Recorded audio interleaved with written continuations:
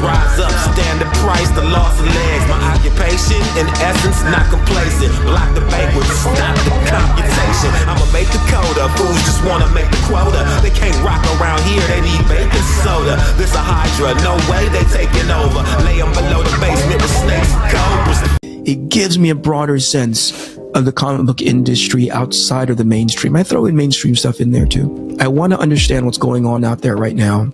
And I think it's well worth the time to spend 45 minutes to an hour just catching up and reading on books that I've already pre-downloaded on this iPad. What you're saying reminds me of when Guy Davis and John Arcudi were doing those BPRD books. Those are some of my favorite comics, and I would tear through a trade in 45 minutes, easily. And because he can read, so it was just looking at the pictures. This is the Inkpulp Podcast. You know, one of these days I'm going to turn off that countdown so you guys don't know when it's going to go live, and it's just like, here we go. Can you turn that off? Mm-hmm. Oh, fancy. It just goes freaking live, and we're just on. So Eric sent me something last night, Mateo. I think it's a veiled message for you and I. He sent me a TikTok about how precious our time is and how we shouldn't waste it on people. And I think it's his out of the doing the show and possibly ever talking to you or I again. Holy shit.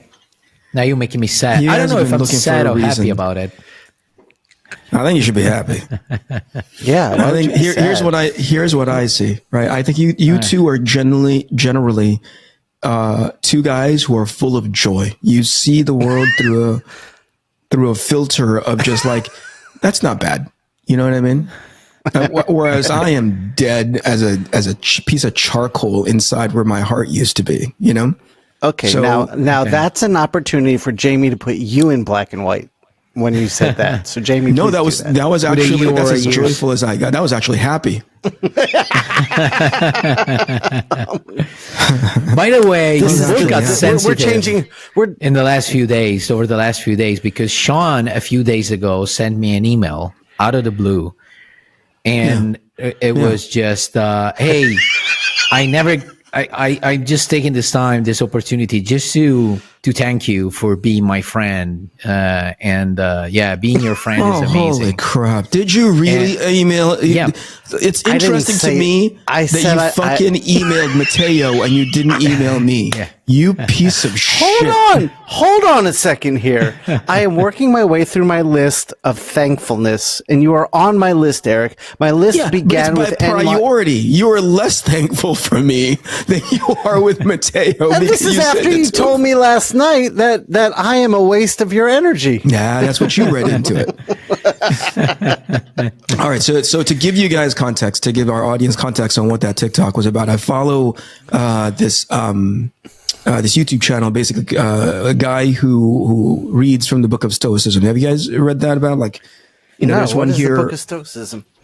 It's a lot of teachings from Seneca. Simple. Thanks for clearing that up, asshole. It's about gardening. It's a book about gardening, and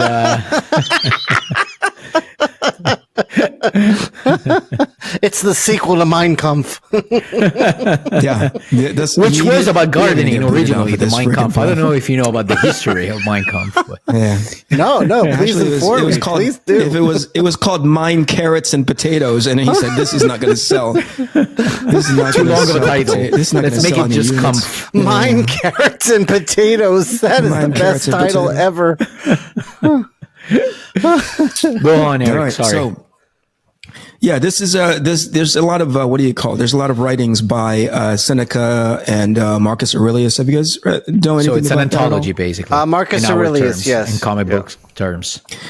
In a way, but it's a lot of philosophy stuff, right? So this guy, reads and interprets a lot of that stuff from those guys' writings, and he was talking about how there's a couple of things out. We often talk about things in the sense of like, is this worth? Is this worth for me to do? Right. So if somebody asks you to go do something, you'll immediately attach a dollar value to it. Yeah. All right. So you go like, oh, this doesn't make any sense. Basically, the reason why you didn't show up in New York because it wasn't worth for you. right? Exactly. Right. That's in my head, right? Yeah. But then there's also a component to it where it's like we immediately attach a dollar value to something, but we often don't think of things in time, which is a resource that is so much more significantly valuable than money, because that's the kind of stuff that we don't ever get back. Right. So that's what I said to Shawn. I go like, there's some things that we'll get caught up with in our day to day where we go like, we're spending an awful lot of time in that stupid thing. And it's not really all that worth, because, what are we going to do about that? It's like, it's not worth my time. I'm never going to get the time back in doing that. Right. What's the value of that outside of the monetary? And I often try to think of things in that philosophical sense. Shawn's guilt made him go like, oh, am I not worth Eric's time? And I was like, no, see, that's how you read into it. That's not what I said at all. That's how you read what I into said. No. All right, so I got this book. In fact, hold on. Go. Okay. I'll read the response to the text. Eric sends me that TikTok, and I said, "Are you trying to tell me that I'm a waste of your time and you can't talk to me anymore?" LOL, meaning I was being. Oh, sick. that's That's the thing that yes. you do. You basically put LOL next to anything, basically. On fucking everything, though. Yeah. You know what I mean? So I don't have a range anymore. I like to laugh. He I'm a laughable guy. No, but you say it like that, right? And then you'll say like, oh, my grandmother passed away in a tragic car accident. LOL. And I'm like, I can't tell anymore, Yeah, because it's automatical right now. It just does know. it without even knowing that he's doing it. Yeah, as a matter of fact, it autofills on his phone now. Yeah. You know what I mean? Yeah, Where it's just like, we're just going to put LOL at the end of everything. We know you now. All right, how did you respond, Shawn? Go ahead. How did you respond? So then you said yes, and I said, okay, got it, dumbass. LOL. So I obviously was. He got LOL. He got really defensive. Oh, you fuckers. All right, so listen, I have this book called The Daily Stoic, right? Yeah. And the author is Ryan Holiday, but you're supposed to read one sorry to item for interrupt, every day. isn't but there a podcast that's the Daily Stoic as well? I don't know if it's the same guy. There may be. But I think it's the same guy, but if it is, it's worth listening to. But you're supposed to read one for every day and, obviously reflect and think about it. But this one was from January 1st. So this is way after the fact, but it's just as relevant right now, which says the chief task in life is simply this: to identify and separate matters so that I can say clearly to myself which are externals not under my control and which have to do with the choices I actually control. Where then do I look for good and evil, not to uncontrollable externals, but within myself to the choices that are my own? So to me, that and then there's like an analysis of what that ultimately means, but I read that analysis and it's effectively like there's so many things that we get hung up on because as humans, we have a natural tendency to get emotionally involved in something.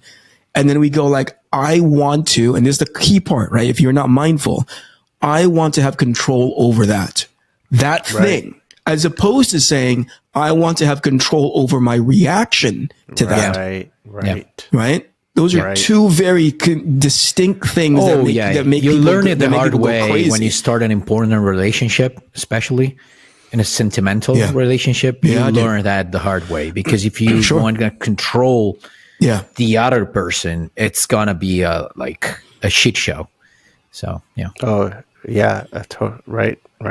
Anyway. Well worth reading, for the both of you. I think I have I already have your Christmas presents in mind. Yeah, awesome. That book sounds great. In fact, Is there an Italian version? I was thinking about that TikTok.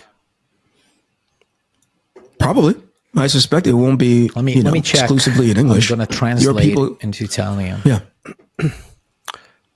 But what you sent me got me thinking about how I can take time back and where am I expending time. And that's something that we could talk about, right? You said something interesting to me. By the way, I've been actively trying to read more comics. Mm-hmm. And I did a whole 3, maybe as many as 4 hours. And that seems like a lot. And I guess conceptually, it's a lot, right? Like let's say I pared it because I really got on a roll. But let's say I pared it down into an hour. That's still a lot in a general sense. An hour in one day? An hour in one day. Okay.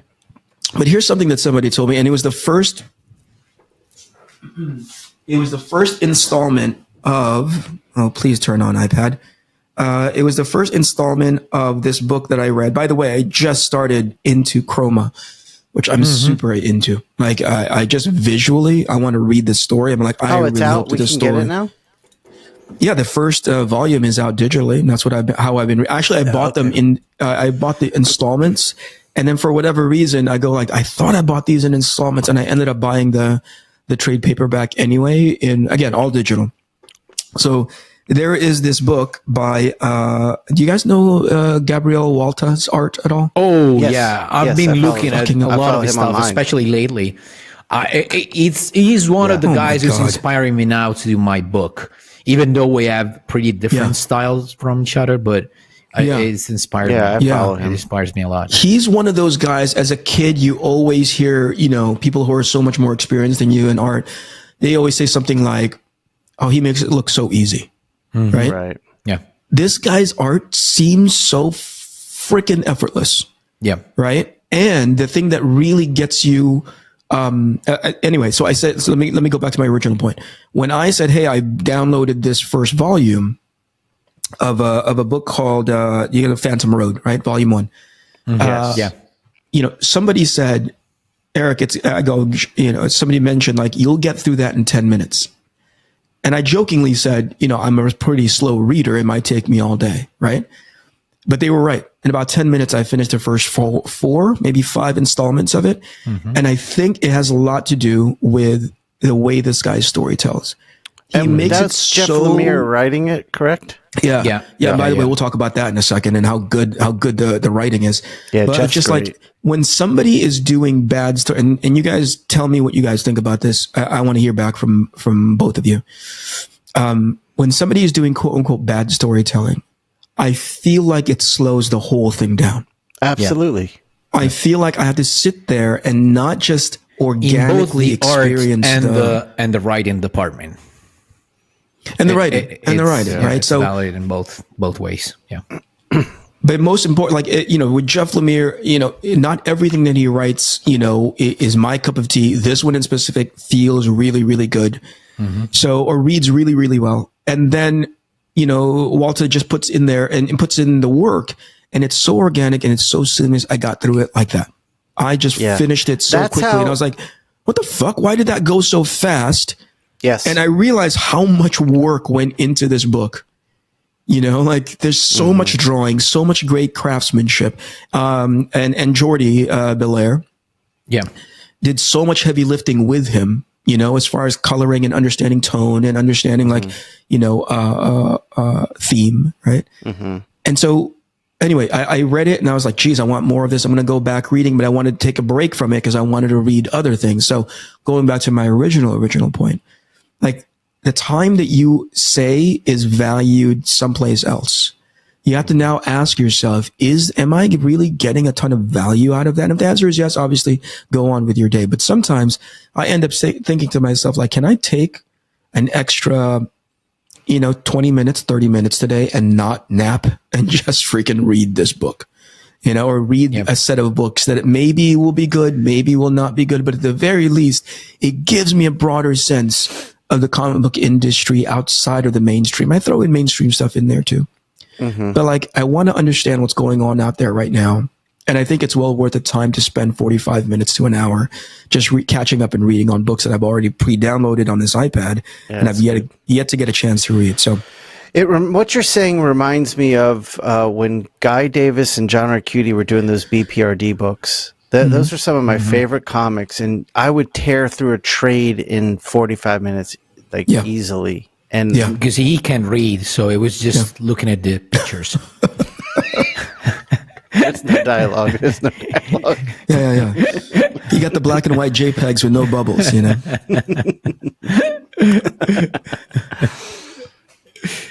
Yeah, sorry. So I'm going to take the time to actually. I'm gonna end up reading this thing, and it's been out for a while apparently, but there is this thing called Lucky Luke, right? And apparently it's been out since forever, but this is the first time I'd ever seen it with this particular artist. It's an old thing like the cowboy like Asterisk guy, and Tintin. Right? Yeah. And this is the first time I'm reading it, and I put it up online on social media, and I said, hey, this is my next thing that's reading. And they're like, dude, it would be great. The entire series is amazing. You don't have to read all of it, but it'd be well worth your time to go back and read. I was like, there's a fucking series. And this is how out of touch I am, right? They're like, yeah, that's kind of been around since a while now. You know, that's like saying, it's Tintin. It's asterisk, you know, it's like, it's like Zagar. I'm not familiar. Zagor. Yeah. It's an Italian. So I'm going to read this next. It's like saying, oh yeah, there's only one installment of Dylan Dog. Then you're like, you're stupid, right? You're out of touch. Exactly. Yeah. I would say that you're stupid anyway. There's another, regardless, but yeah, independent of that, but even more stupid. I enjoy just telling you. I think thought. So I started after I did like about 4 hours worth of reading. Like I thought, like, man, I should, have conversations with the guys about like taking time out of our day. It doesn't have to be all at the same day of like, hey, read comics, because I think when I was coming up and, I was heavy into superheroes and mainstream, right? But it'd be great to hear your guys' experience with something, to be like, I've never read that book before. Dude, you got to take a chance. I remember when Mateo first brought up Chroma, right? And you were like, you got to take a look at this book. And I was like, that's awesome. Clearly I'm bought in when it comes to the art. Right. What I don't know is like whether or not the story holds up. And that's the heartbreaking part, right? You're like, dude, the artwork is amazing. But the story doesn't really carry all that well, and the artwork is doing a lot of the heavy lifting for the story. What you were talking about, Mateo, earlier, where it's like, sometimes a story is hard to get through, man, regardless of how pretty it is. Right. Oh yeah, definitely. Yeah, absolutely. But yeah, I've been wanting to, read way more comics than I do. And sometimes I end up just buying stuff because it looks good. And then I end up, not reading it. And it fucking sucks. I would love to, do what you just did. Just take some time, just invest in brain and inspiration and whatever you want to call it, and invest some of my time to just get inspired, just read something good that, puts you in a good mood, or gives you hope for, your next project, or inspires you to do, to add something to the story that you're already working on, stuff like that. But, I don't know. Like, whenever I finish working, all I want to do is, just something else not related to work. So, let me talk about that really quick. And it's two parts. One, I'm still holding on to, and by the way, I'm not begrudgingly holding on to it. I'm not like pissed off about it. It's actually pretty profound. You were like, Eric, people don't really know you as a comic book guy. You've never really done a run. You've never really done, I was like, fuck man, Mateo's right. And I just started unpacking that whole statement to be like, not only am I not known as a comic book guy, but I don't really invest any time. Let me rephrase that just doing for comics, clarity reason. You are a comic book guy, but you're more of an outsider, meaning that you deal with comic books, comic book related stuff, but more from a different position. Sorry to interrupt. No, I get it. That's how I interpret it. I think that's what you said last time. I think that's exactly what you said last time. Eric is dumb, and it takes a few times. It is, like I said, I unpacked that whole conversation. I thought, like, not only am I absolutely what Mateo just said, but also, like, I don't take the time to really, read what's out there outside of the mainstream, and I'm only doing it almost in the same way that somebody gets high because they're in the same room as somebody who's getting high. I only get it because through contact, not necessarily because I'm doing it on purpose, So like I said, okay, I'm going to change that. And this goes to what you're saying right now, Mateo. And I believe in it 100%. I don't think that you're wrong, which is like, dude, the last thing I want to do, or like the last thing on my mind is, after I do like all this drawing, is to actually go and invest in comics. And I thought about that. That's the same exact attitude that I had, so I can relate. I also see it as, I think it's a habit that I've formed, which is to say, similar to before, I'd be like, you know what, at whatever quitting time is for me for work, the last thing I want to do is go into the gym and exert even another kind of energy, I just want to, but what I'd realized after I actually changed that habit is I got more out of it than what I thought I'd be gaining by not doing it. Yeah. Right? Yeah. So I'm trying it now. I haven't proofed it out yet. It could be that fucking 3 months from now, I'd be like, Jesus, this is so taxing and so exhausting. But the thing that's reinvigorating to me, I'd come to find the stuff that's taxing is all the dramatic stuff that's I'm getting through that contact high. Everybody is talking about all the shitty things, and those shitty things naturally get algorithmically brought up to the top. Right? You're paying attention to about this bad storyline or this bad writer or the way this person conducts themselves and blah, blah, and so on and so forth. But if you really get past that part, that's the exhausting part. You really get past that part and you go into they can't all be shit. Right? Right. That takes a little bit of work, but once you get there, it just rolls because again, similar to algorithm that continues to pump bad shit into and in front of your face. As soon as you roll into the good stuff, the algorithm does the same exact thing, right? Which is start pumping all the good stuff in front of your face. Here's an example. When I downloaded this book called Rare Flavors, I don't know if you've heard about it at all. It's by you guys know Felipe Andare, right? Oh, Andrade, yeah. Felipe's work. I think Andrade, that for a minute or Andrade, two, he was in our team with Jason as well. What? Yeah. Yeah, I saw him at a show. He did a couple of shows with us. In one of our lineup. Then I don't know what happened, but yeah. I don't think you were in the group yet, Shawn. Oh, this is a long time ago. Mm-hmm. Yeah. Yeah, he saw Mateo and he was like, one too many. I got to get out of here. He heard that I was coming on. He's like, I'm out. Yeah. So there's a book called Rare Flavors, and it's by Ramvi, who I don't know if you guys know his writing at all. Freaking amazing. I know his name, but I've heard he's great. Really, really good. I think it's called a Distant Shores. I've got to get back into it. I have it in my library here. I'm going to get back into it. But this one in specific, 2 issues are out so far. And as soon as I downloaded this, there's like, oh, thank you. So, as soon as I bought it, it says, thank you so much. You might be interested in these titles as well. And that's how you train the algorithm, to be like, these are the kinds of books that I'm interested in. Right. And it just starts putting more, some of it you may not like. Most of it probably you'll leave alone. But once in a while, you'll run into one where you're like, well, I want to read that. And again, that's just part of the training, not just for the algorithm, but obviously for your particular taste. This was exciting to read. I loved reading this thing. And it's only 2 issues, which sucks. I got to tell myself, I don't know. I'm of 2 minds now where I'm like, I really want to read it because, it's exciting to look at, or do I want to wait until similar to the previous book where I want to wait until at least 4 issues are out because it feels more substantial to read, Yeah, right. Yeah, absolutely. Right.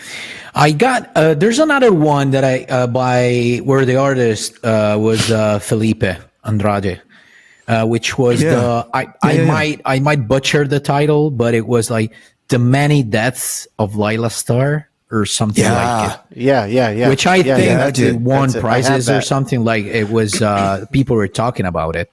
And how was that? Shawn, I have that. Do you book. like it? I haven't read it yet. It's in my pile, but yeah, I got it because the art is gorgeous, but I heard it was a great read, so I got it. And then there's another one. I think it's time to stop talking about. It's called Step by Bloody Step. I only remember the name of the artist, Matias Vergara, who's amazing. It's incredible. And I'm sorry for not remembering the name of the writer. Let me check. Let me check because I wanna. So the many deaths thing is, what the hell?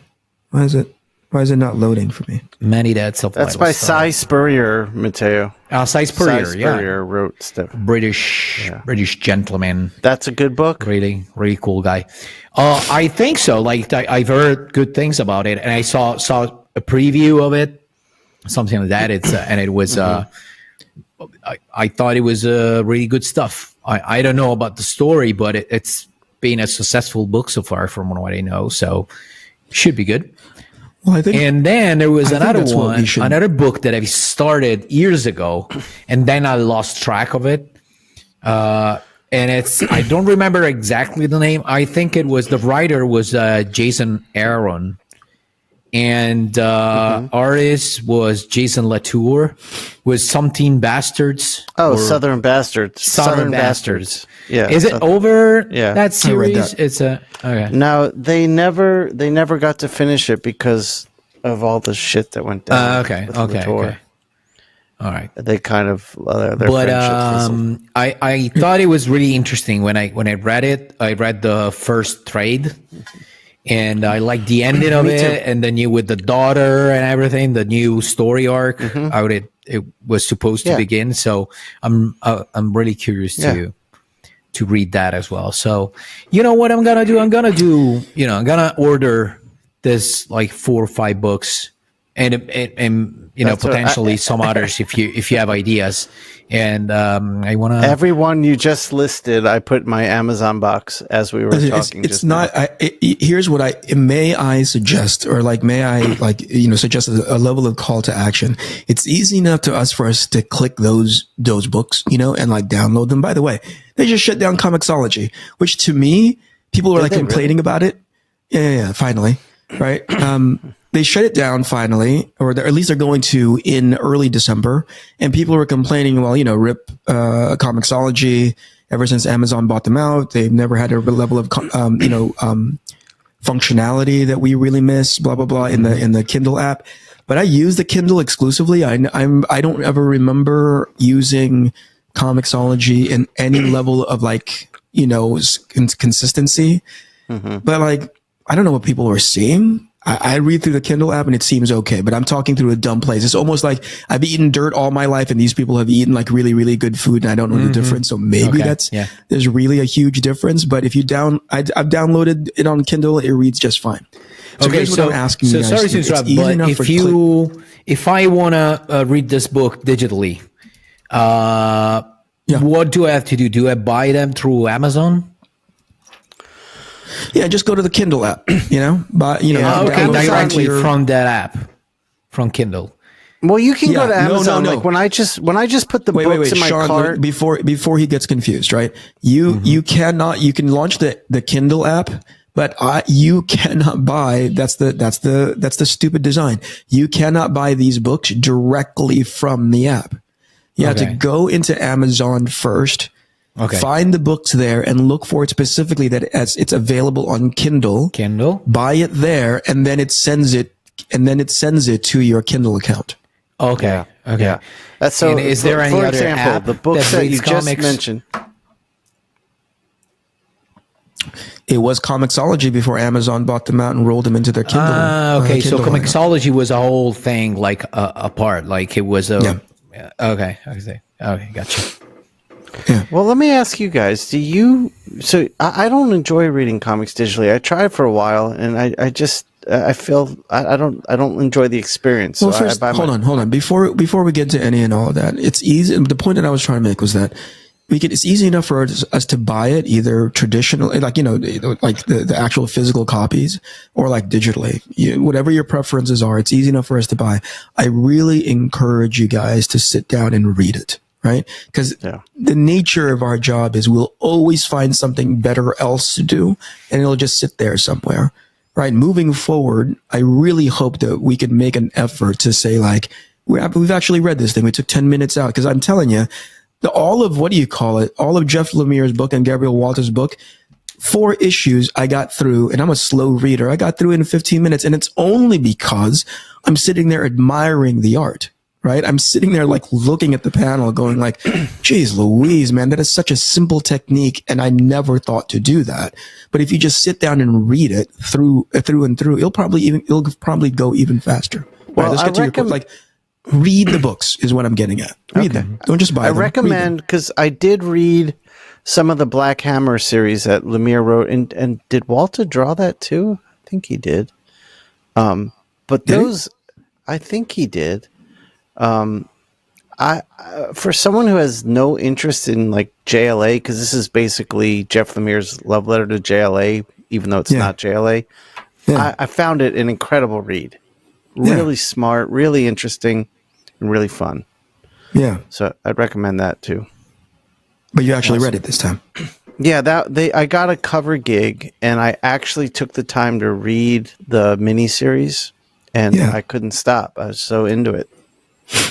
Yeah, this is a book called it's Cy Spurrier and is it Matthias Vergara? Matthias Step by Vergara. Bloody Step. Holy crap! Oh my gosh! I didn't realize as easy it is to focus on like, oh my gosh, this book doesn't look very good. This book reads like crap. There's so many other books out there that better represent this industry that we're sometimes often, catch ourselves complaining about.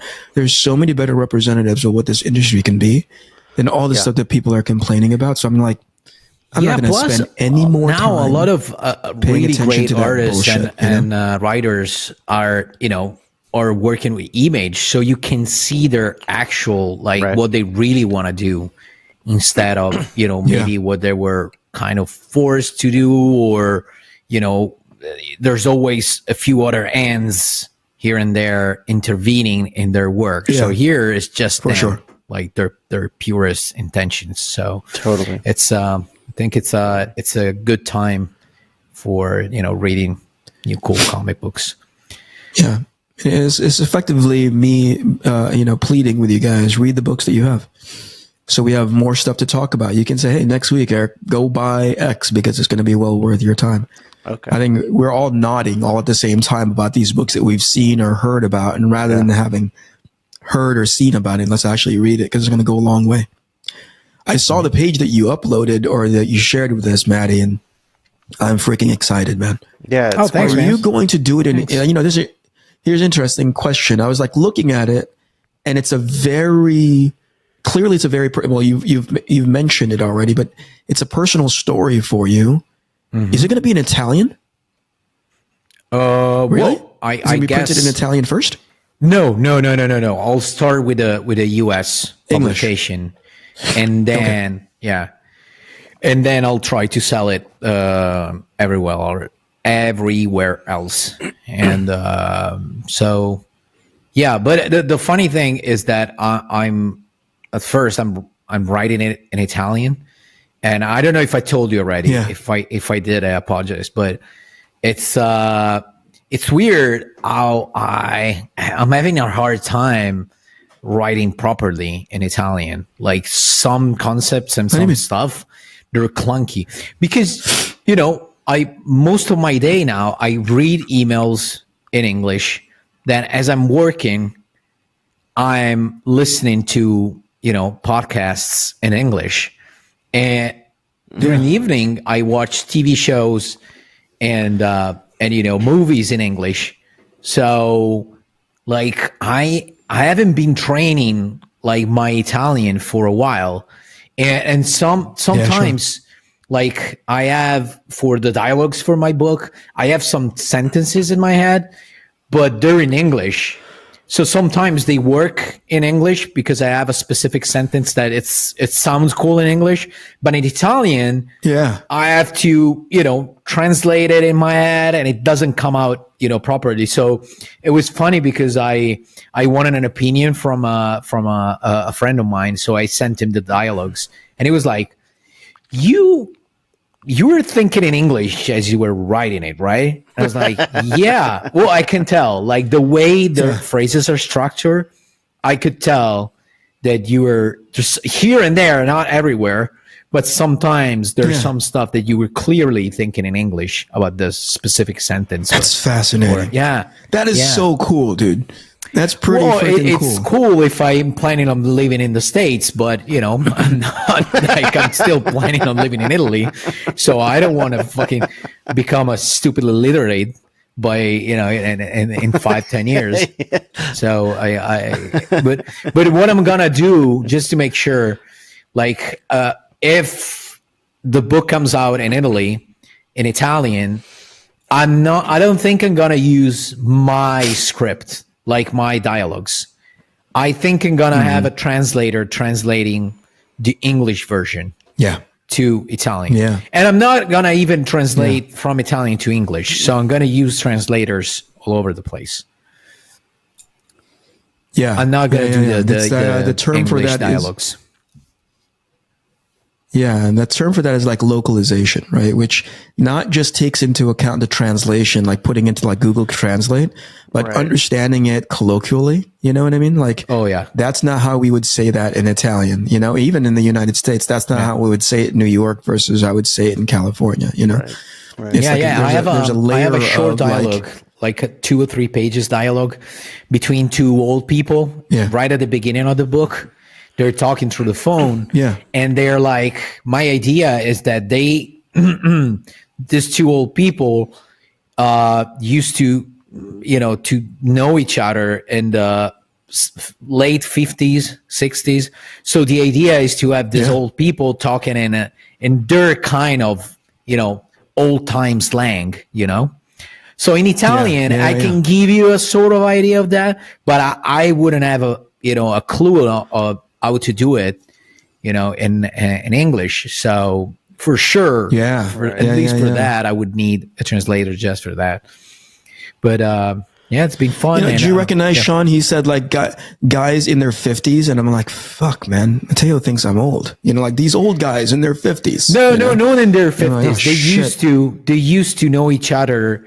Sorry, I phrased it wrongly. They were friends in the 50s, late 50s, early 60s. Oh, okay. I thought like these guys are in their 50s. I'm like, these old guys in their 50s. I'm like, fuck you, Mateo. No, Eric, it's me and you. We're in the book. They're in their 70s or so in the story. But they're, they were cool back in the day. So they, I wanted to use their kind of lingo. And but I'm happy that I'm back to my book. I had to take a short hiatus just to work. Congrats. Guess on what covers, and so now I'm back on it, and it's fun. I'm almost done with the first issue. We went 30 something minutes without him mentioning that he's worked on a bunch of covers, dude. Well, that's nice. 30 minutes. Fucking amazing. There's been a lot of chances in which I wanted to intervene. I was like, for example, this is what happened to me, So this guy wanted to give me $1 million just for a sketch. But I said no because, it's not a good investment for you because of blah, blah, blah. Right. So talking about investments and time and stuff. I recall the, what do you call it? I recall the McFarlane conversation. And as soon as McFarlane said, I used to play baseball, I was just like 3, 2, 1. And then extra 2 seconds. I was watching delayed. So 3, 2, 1, 2, 1. And go. And I can see Mateo vibrating. Mateo's like bouncing in his seat. Yeah. He was like, "Oh my god, Mateo just got a jolt of sugar because he's got something to say about this baseball thing." It's fucking hilarious. By the way, I'm looking forward for that episode to come out. In my opinion, we could have just let Todd go. We could have just like, hey, we have 2 hours to kill. Just talk for 2 hours about how to inspire a bunch of people on our sort of like wavelength, Oh yeah, absolutely. And man, we could have just let that guy go. That was amazing. I can't wait for that episode to come out. I can't wait either. That'll be Jan 1. Yeah, January 1. Is this it comes out the first of the year? Yeah. January 1. Whoa, what a great way to start off a year, right? That's what I thought too. Yeah. All right, me and Mateo has been doing a lot of talking, Shawn. What are you doing? You're doing a lot of nodding. Is jerking off. And a lot of like early episode, early episode insults. I'm just sitting here thinking, LOL. That's all I'm thinking. That's freaking on brand. Oh, by the way, Shawn, you forgot to tell me your story with the 5 years old kid. And now yes, this is perfect. Okay, I got flipped off by a 5-year-old. So this was a whole day of just shit going weird. But I was coming home. Well, actually, I'll tell you the whole day. You think I'm holy fuck? Do you have 2 hours?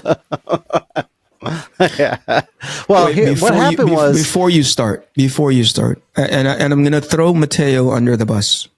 Before we got online with Todd, right? And before you came on, Shawn, because I think you were delayed that day, we were talking about like how the last week, it was just you and Mateo the week previous. And how did last week go, you know?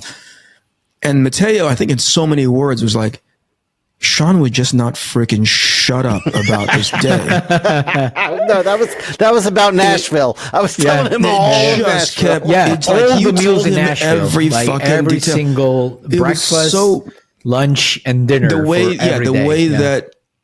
that Mateo was explaining it to me, like he was telling it to me in the short version, right? Yeah. And my eyes were rolling into my skull. I can't imagine what it was like for Maddie to sit there for an hour and 20 minutes. And the editing, look, listen, if Jamie can edit that thing into a manageable, entertaining episode, Jamie needs a raise. Because if I understand it from Mateo, that was like dry as freaking sand. No. It wasn't dry, to be honest with you. No, it wasn't dry. It's that I was like, we were going overtime by like 20 minutes and I had to go. So long. I was, as he was telling the story, I was texting him with the cell phone like, hey, dude, I gotta go. We gotta wrap it up. And he would say, and then for breakfast, I think it was the Sunday. No. This was the Saturday. And it was like, I was hoping for the Sunday at least. And it was Saturday. And I was like, dude, I gotta go. Dude, I gotta go. Hold on. Why did you feel the need to text? Was it because you were just being polite? Hey, I'm going to text you. Yeah, I didn't want to say live, hey, dude, just stop with the story because I gotta go, you know? So I didn't want to be brutal. To be fair, I didn't see the text, but after Mateo sent the text, I ended like 2 minutes after he had sent the text. So we were done. So by the time I saw the text, we were over, and it was like 5 minutes had passed. By the way, we'll have Jamie for that episode edit so that when Shawn starts talking. So, Tennessee.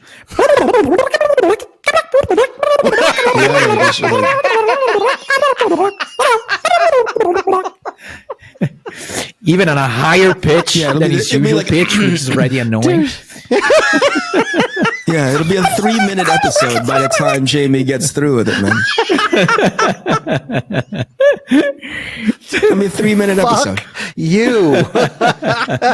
Also, don't. I mean, I know you're trying to be kind, and you're not like. Just tell him, "Hey, Shawn, shut up. We're over time. Let's go." No, that's too much. There it is. That's too much. That's too much. That's the line. That is so. There are times when you drop that stuff. It's so disproportionate to what's happening. You know what I mean? You know what it is? Okay, I'm going to tell you what it is. It's so funny to me because. Okay, here's the thing. It's so funny to me because in Italy, being as you know, in Europe, and especially because we were allied with the Nazis during World War II. I was going to make a joke that's where you were going. Yeah, and you are. No. I'll tell you.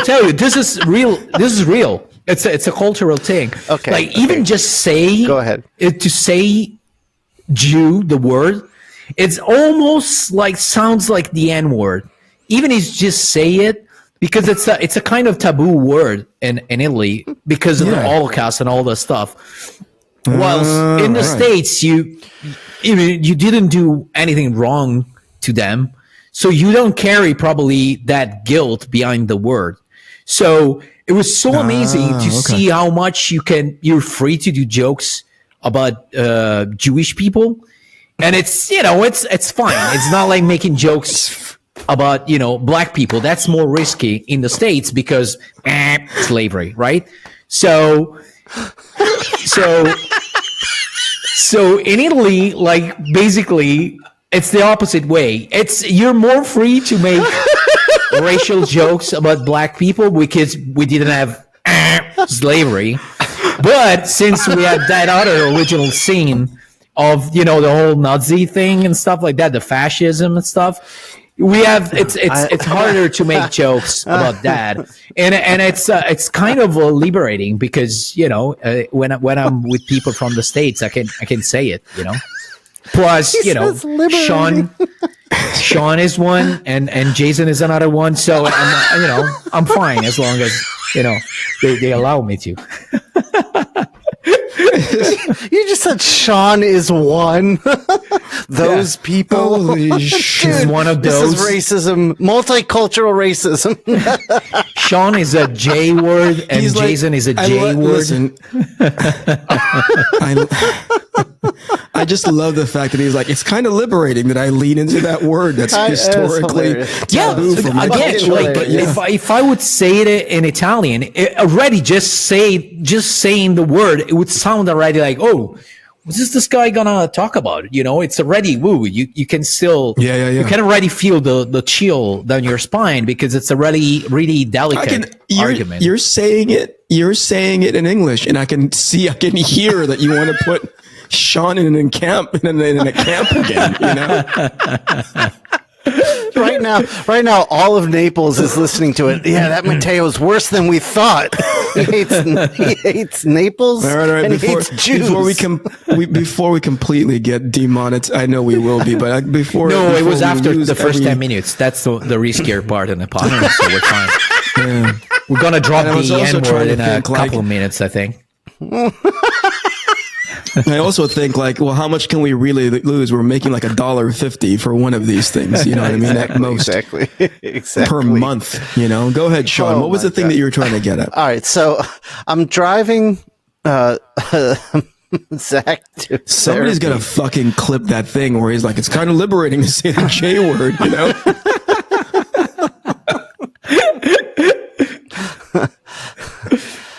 There's so many good pieces in there, dude. It's like the original sin of having, you know, like slavery. He just buzzed himself with the word slavery. Yeah, like Jeopardy. I was like, oh my God. What is slavery? All right, go on, Shawn. Sorry. Go ahead, man. What really long It's okay. I'm not going to do the whole day. That's okay. It's okay. I'm not going to do the whole day. Just know going into this little story, I'd already had a day. Zoe and I are coming home from the gym. Okay. That's what it was. And I pull into my street, and there's kids on bikes and one kid on a little scooter. And everyone kind of moves over to the side because there's a car coming, except the kid on the scooter. He stays on the scooter right in front of me. So I'm going like 2 miles an hour, and it's like, okay, kid, move. He's not moving. So I tap my horn a little bit, and he pulls over, and he gets onto the curb, and he turns around. This kid's 5, and he flips me off. Yo. Yeah, he totally gave me the finger. So I stop the car, and I get out of the driver's seat. I beat his ass. Right on. No. So I got out of the car.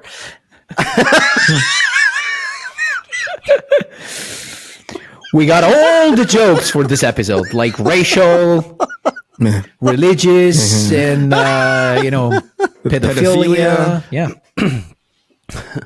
So I got out of the car. The kid looks at me. He just his whole body language sinks. He's terrified now. So I said, "Do you have something you want to say to me?" And he just looks at the ground and goes, "I'm sorry." I was like, "Look, man, there's cars coming. Like it's dangerous to stay in the road. Just get over to the side from now on." Yeah. But when you left, you didn't hear it, but he was like, "Sorry, Jew." Yeah. It's Matteo's son. You know what I mean? He's Matteo's trainer. What were you going to say? I pointed that stuff, and I go like that. You know, what are you saying? He's 5'6"? If you had to guess, 5 or 6, very young. Yeah. I was shocked. I go like, shocked. Who's training that kid? I'm like, I want to go to their parents. You know, that's exactly. And you know, so can I tell you a similar story that makes me laugh about this? Okay, so. My son and I are hanging out, and he sees something on TV or he's playing with a toy, and then he goes, "What in the hell?" So he says, "What in the hell?" Right? And I'm like, "Yo, what the? Don't say that." You said, "What in the hell?" Yeah, and I go, "What the hell? What are you saying? What in the hell are you saying?" You know? Man, what the fuck did you just say? You stupid! What in the hell? Told you to that word. All right. So I said, "Like, what? Where'd you get mom that from?" Told you that sorry, word? Dad. So he goes, "I'm sorry, Dad." And And he keeps saying he's not doing it on purpose, but he actually said it one more time. I'm like, knock it off, right? That's not something you say, right? Stop that. I don't know where you got that from, but don't. So I became mindful. I go, do I ever say that in front of him? And I said it to my wife. I said like, hey, we are, I heard him say, what in the hell? And he goes, oh, she goes like, oh my gosh, where'd you think she get that from? Right. And I'm like, I don't know. I don't ever say that term ever, Fast forward like 2 weeks later, my wife comes into the room and goes like, this lady cuts me off while I was driving our kid to school. And I said like, what in the hell? Like she caught herself saying it. And I'm like, oh, that's why. Eric was like, it wasn't me. Yes. Yeah. but can I ask you something? The thing is, so here's the thing. When I brought it up to her for the first time, I know she was thinking it was you. Of you course. did it. That's why I said that. Yeah. She didn't say it. She didn't say it in so many words. She's like, where did she get that from? He can't say things like that. Kids in school hear it. His teacher will get mad. But between the lines, I can almost hear her say, it's your fault. He listens to everything that you do. Yeah. Yeah, you're the one that says F word all the time, in front. But then when she said it, and she didn't have to, but she fessed up for it. I was like, can I ask you guys something? From ear to ear. So, is like hell considered to be like a bad word? Like it's vulgar? Is a swear word? It just depends on your value system. I'd say like more religious people are very like that's a no-no. Sensitive to it. Yeah. And like more like we're not a religious family, so like hell was never that big a deal in my house, but I know houses where it was. That's a fucking clip like that too. That's a fucking clip right there. But it's considered really like if you hear a kid saying it's not good. It's not good, right? It's risque. It's a little risque. Yeah. Yeah. Gotcha. Yeah, it's like hearing a kid say "bitch" for the first time, and you're like, "Yo, that's disproportionate for your age." Like hell, it might be more or less at the same level as "bitch." No, right? It's not. It's not. It's not the, what do you call it? It's not necessarily the word. It's like, why are you saying that at your age at all? Okay. Do you know what I mean? It's not it's not even the word itself. You're like, it's your entry level bad word. It's probably the first one a kid will say. I'm asking you because I still remember something that happened like years ago. And I remember I had I was doing shows in the States, and I had prepared, back then I was working on Deadpool, and I had prepared just a few pinups, Deadpool pinups, random, just in case, people would see it at shows and buy it. And so it was unpublished work. And one of them was Deadpool dressed up as a kind of Viking / warrior. And he was doing like the horns with his hand. Mm-hmm. And I added, just for fun, a balloon saying hell yeah. All right. And I remember hell yeah. Wait, what did it say? Hell yeah. Okay. Yeah. Hell yeah.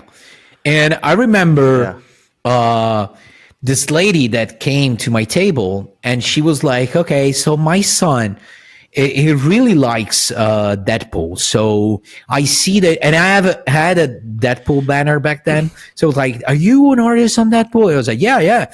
If you want, I pre-made some. I have some Deadpool pinups and stuff here that you can, because he wanted to buy a piece of mine for his son.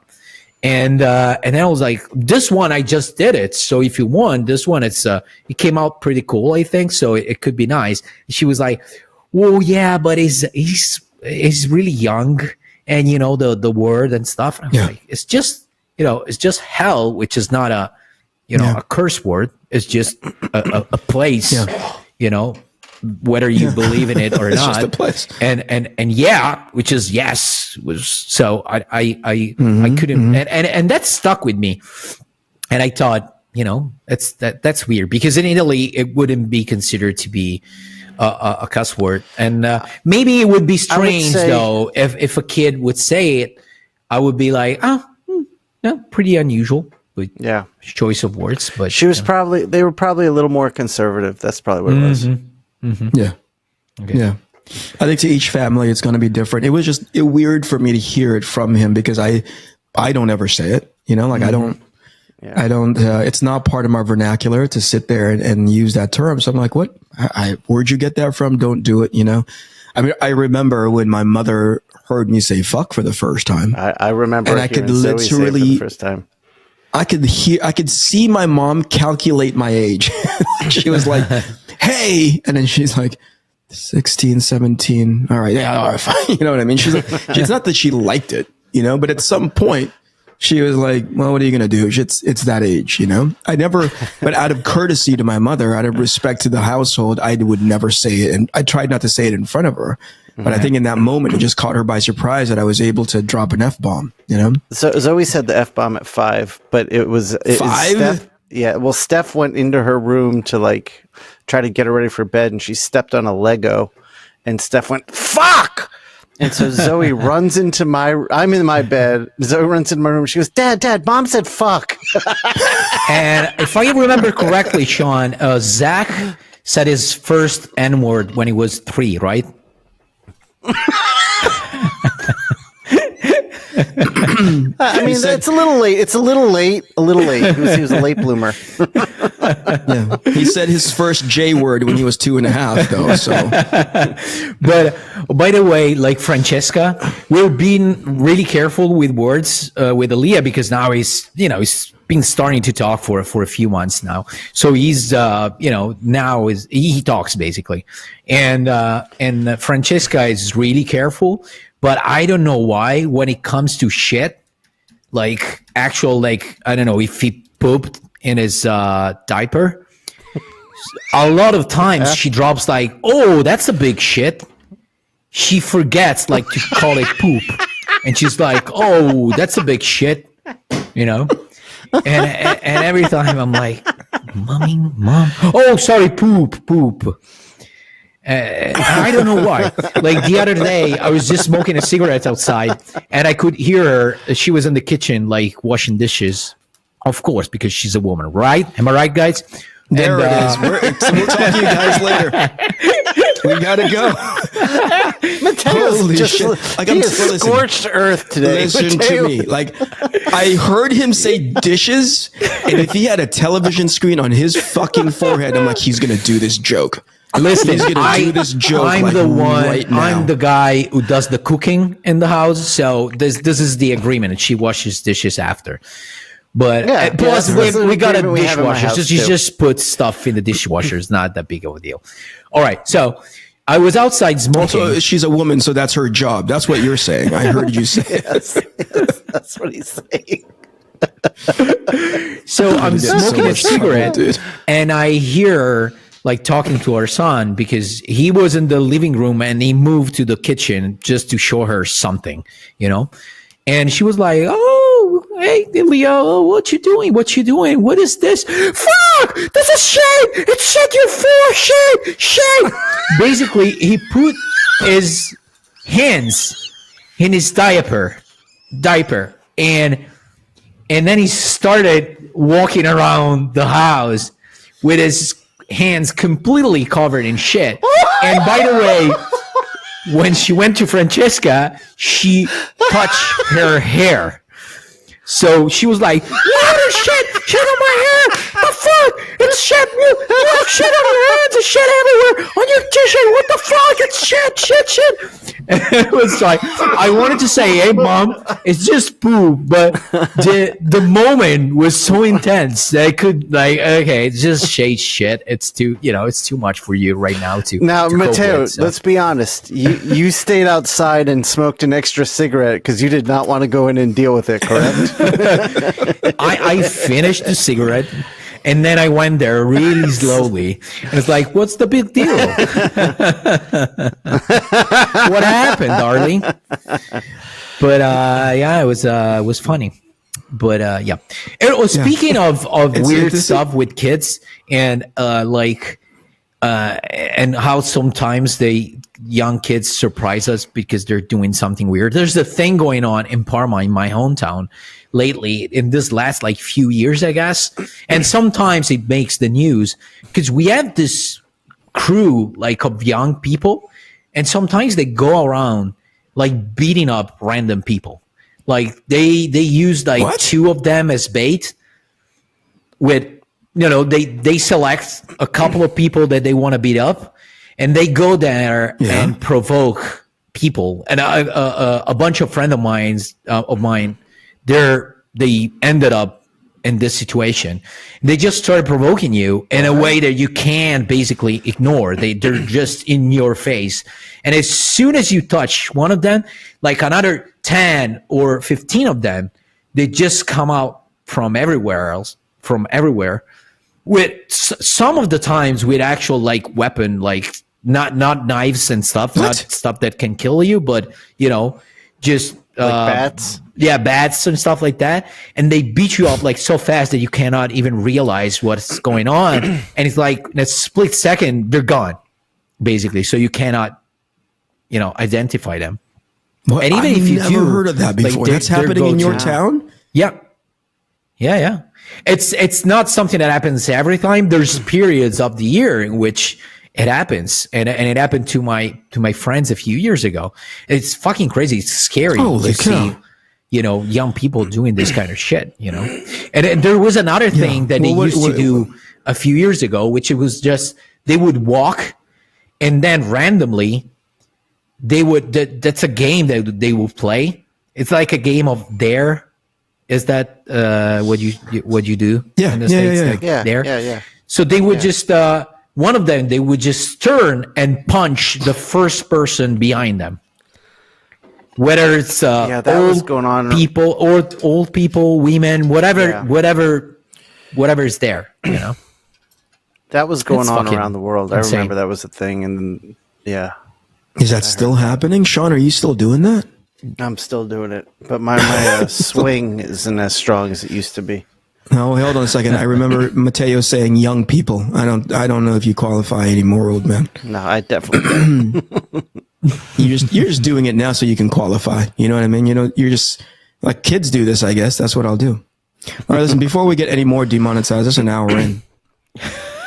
All right. Jesus Christ. I don't know how much editing Jamie is going to have to freaking do because Matteo I will on just like title this episode "The Guide to Get Cancelled."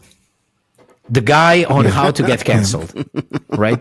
Would you like to get many canceled? Cancellations of Matteo Scalera. Fast forward to and minute you're gonna be asking Jamie to it. erase your tracks, and it's gonna be just my track, just me, just you saying stupid shit. Yeah. All right, that's it. I gotta get out of here. Talk to you guys later. Bye bye.